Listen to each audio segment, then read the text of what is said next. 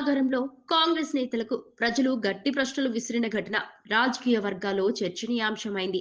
ముఖ్యంగా రైతులు ఎదుర్కొంటున్న సమస్యలను ప్రస్తావిస్తూ రైతు బంధు ఏమైంది, ఎందుకు ఇవ్వట్లేదు అంటూ ప్రజలు సభాస్థలంలోనే కాంగ్రెస్ నాయకులను నిలదీశారు. ఎన్నికల ముందు ఇచ్చిన హామీలు అధికారంలోకి వచ్చాక చర్యలు లేకపోవడం ప్రజల్లో అసంతృప్తిని పెంచిందని స్పష్టమైంది.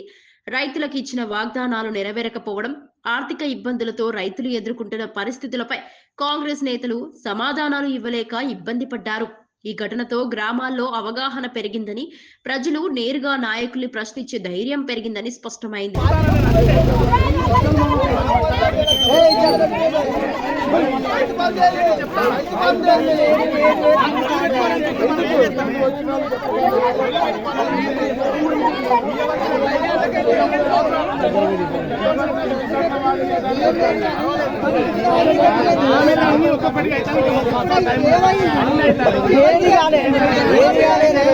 రేపటి రోజున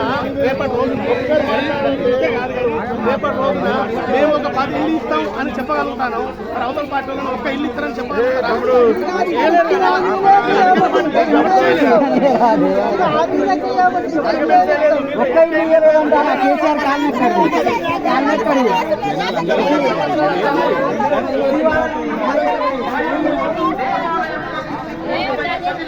ఆర్థిక సాయం కూరగాయల మార్కెట్ మంజూరు చేయించారు.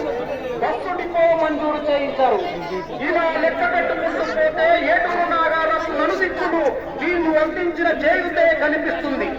మన మంత్రి గారు దళసరి సీతక్క గారి ఆశీస్సులు మెండుగా ఉన్న దంపతులు మన శ్రీలతా దేవేంద్ర గారిని గెలిపిద్దాం. ఏటూరు నాగారాన్ని మరింత అభివృద్ధి చేద్దాం. గుర్తు ఓటేద్దాం. శ్రీలతా దేవేందర్ పేద ప్రజల కోసం నిరంతరం పోట్లాడేవారు.